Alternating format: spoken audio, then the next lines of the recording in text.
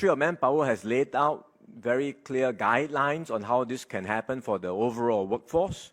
But let me focus on the construction sector in particular, because this is a sector where there are indeed higher transmission risk due to the nature of the activity and the mixing of workers across different dormitories and in the work sites. We have been discussing with the industry, with industry association, with contractors, and they too understand the need to put in place changes and new measures to ensure that construction work can resume safely in this new COVID-19 environment. So we are going to introduce new measures that covers the end-to-end precautions from accommodations to the transportation of workers and down to the work sites.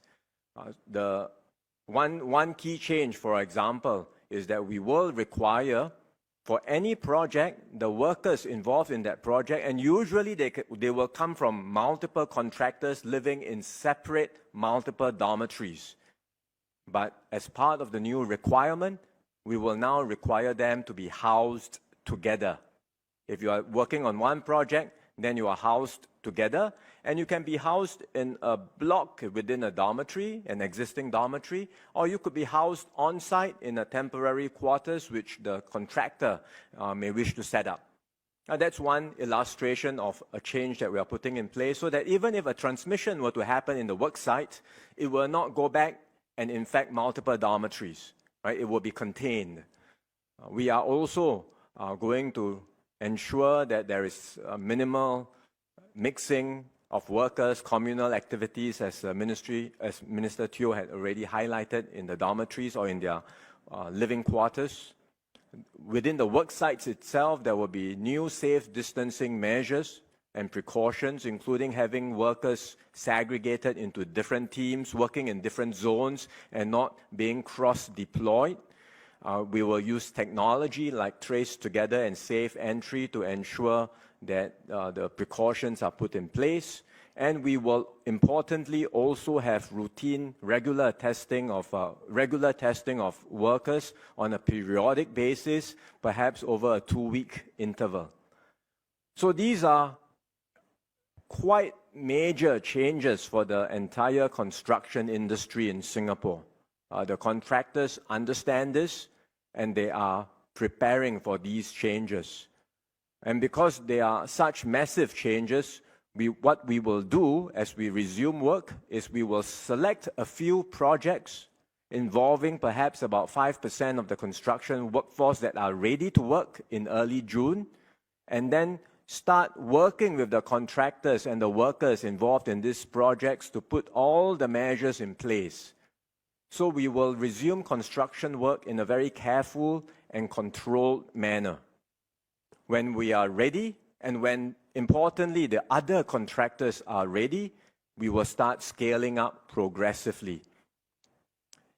So it's important to realize, just as for the easing of the circuit breaker restrictions, we are not relaxing everything on the first day on 2nd of June. We are doing it in a careful and calibrated manner. Similarly, for construction sector, work will resume in a controlled manner.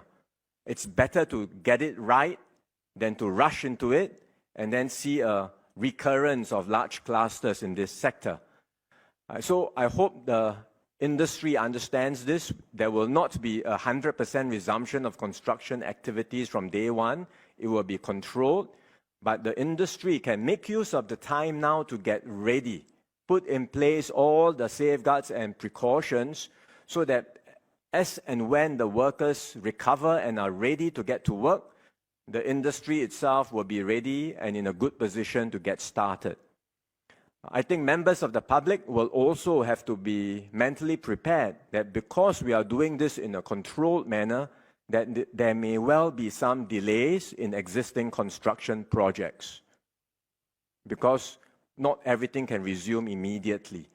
Right? So there may well be some delays in existing construction projects, but we will try our very best to manage this in a way that is that minimizes the delays, but also ensures that we only allow construction work to start in a safe manner.